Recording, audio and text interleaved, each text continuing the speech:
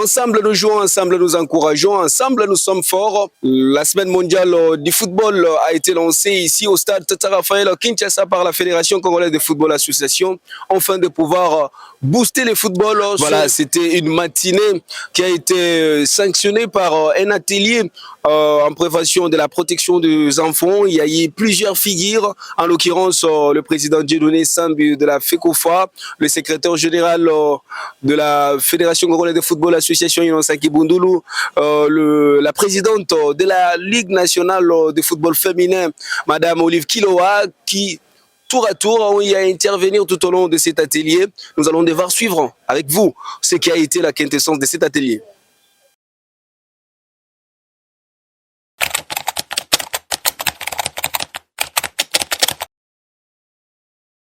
Moi, je pense que l'institution de la FIFA est très important parce que ça donne l'engouement, ça va encourager les encadreurs, les académies, les clubs d'adhérer massivement.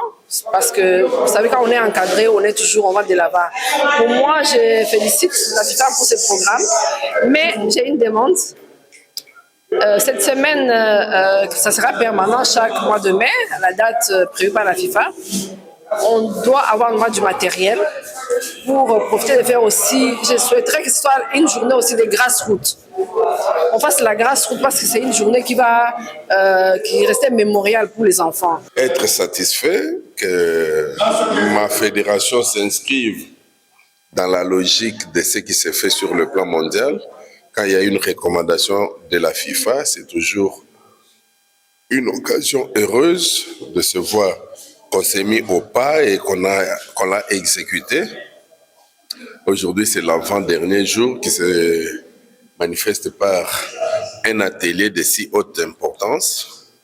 Je suis satisfait d'avoir l'application des participants, leur implication, et j'espère qu'ils ont vraiment noté tout ce qui a été dit ici. Déjà, le football en soi, c'est une science aujourd'hui, une science, mais je dirais, le foot, c'est la norme. Qui dit norme, dit loi, règlement. Et nous avons détaillé ici qu'il y a 3 groupes de règlements, des règlements qui régissent des instances qui dirigent, des règlements qui régissent la pratique du football, ainsi que ceux qui concernent le développement du football. Et vous avez vu vous-même comment les participants étaient intéressés à comprendre cette triptyque. Et je crois que dans les jours à venir, nous irons dans les grands détails pour vulgariser la plupart des textes que la FIFA émet. En tout cas, on tient à remercier la FIFA par rapport à cet atelier, à l'organisation. J'espère seulement que ça ne sera pas la dernière fois. Personnellement, c'est la première fois de participer à une telle organisation de la FIFA. Vraiment, j'ai beaucoup aimé. C'est ça le rôle d'un encadreur. Quand on parle d'entraîneur, c'est un encadreur. Quand on parle d'un leader, c'est quelqu'un qui doit être là pour les autres, doit être là pour pousser, permettre aux enfants. Il y a des parents qui refusent à ce que leurs enfants viennent pratiquer le sport. C'est par rapport à ces genres d'abus. On est là, on doit les protéger. Mais c'est très bien. Je crois que c'est quelque chose qui devait se faire depuis des années, surtout concernant un pays comme le nôtre, qui est quand même très gigantesque. Parce qu'aujourd'hui, les sports, je parle plus du football, qui est considéré comme un outil puissant de cause sociale, qui permet en même temps de rassembler, de fédérer les peuples autour d'un même projet qui est le football. Alors, moi, je crois que j'ai appris beaucoup de choses déjà dedans, même si je savais que le football est un vecteur d'intégration, d'insertion, qui facilite aussi les échanges. Aujourd'hui, ces échanges qui peuvent rapprocher entre des civilisations ou le village, afin que les gens jouent ensemble, puissent parler le même langage, et surtout dans un pays comme la RDC. Voilà, dans l'après-midi, ça n'est suivi de matchs amicaux, toutes les deux versions féminines et masculines de pouvoir exhiber leurs performances dans la catégorie I15.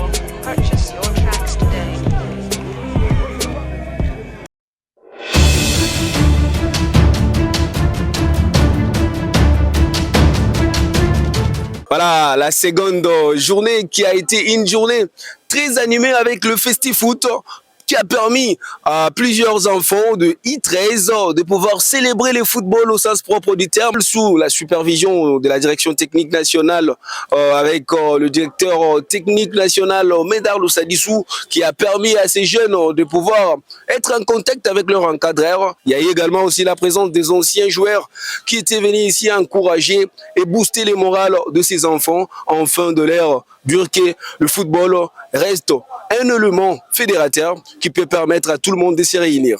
Vraiment, je suis très ravi de voir les enfants en train d'exhiber le football. Comme nous sommes dans la semaine de FIFA mondiale, vraiment c'est très gentil vraiment de dire aux parents de faire venir ces enfants jouer au football parce que en s'amusant, les enfants auront le temps de faire quelque chose qu'ils veulent faire dans sa vie. Laisse-moi vous dire sincèrement, je suis très content d'être d'abord un Congolais. Pour vous signaler, les Congolais ont des talents fantastiques. Raison pour laquelle aujourd'hui, nous les anciens, nous sommes là pour juste soutenir la jeunesse et puis voir aussi. C'est la raison pour laquelle je tiens à inviter tous les parents de nous envoyer la jeunesse et que nous, on a besoin de talents. L'avenir de demain, c'est la jeunesse. Notre présence ici, c'était juste donner des conseils. Ce que nous avons appris. On n'a pas été formés, mais nos enfants ici sont formés.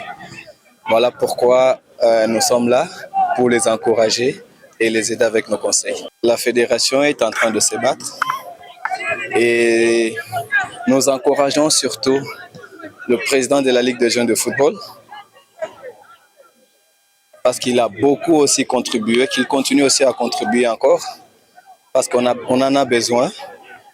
Nous, les musées, sommes déjà partis, mais on est là en tant que joueurs. Mais derrière nous, il y a nos enfants que nous devons aussi encadrer en partenariat avec la Ligue nationale de football des jeunes.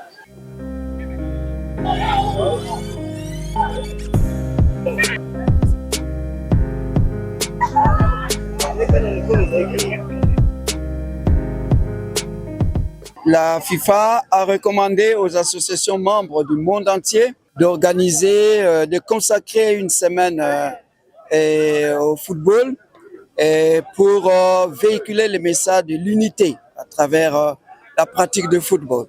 Et nous avions entretenu nos partenaires, notamment les académies, les dirigeants des clubs, sur la prévention en faveur de la protection de l'enfant. Une notion très très importante aujourd'hui dans la pratique du football en Afrique, mais surtout aussi en RDC, et qui concerne toutes les parties prenantes, notamment les dirigeants, depuis les structures inférieures chez nous, depuis les cercles et les ententes, les ligues, et les enseignants qui reçoivent les enfants dans les écoles, dans le cadre du cours d'éducation physique et sportive, les parents qui doivent assurer l'accompagnement de l'enfant, la pratique du football, les éducateurs qui, eux, sont ceux qui reçoivent les enfants depuis les catégories, comme on l'a vu tout à l'heure, U12, U15, U17, U20. Donc, tous ceux-là sont responsabilisés pour pouvoir permettre à ce qu'on crée chez les enfants, en faveur des enfants, un environnement sain, un environnement favorable à la pratique du football.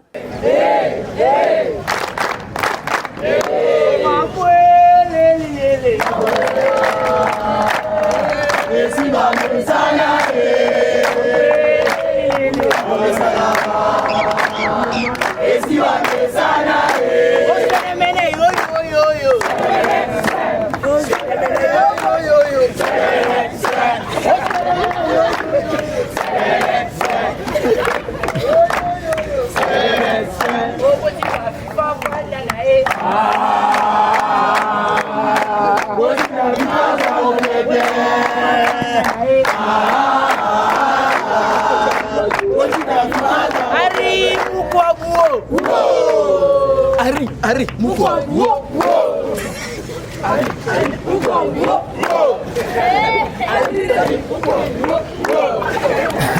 Voilà, cette journée vient d'être sanctionnée avec la semaine mondiale du football organisée par la Fédération congolaise de football association en connivence avec toutes les ligues nationales afin de pouvoir fêter le football ici à RDC.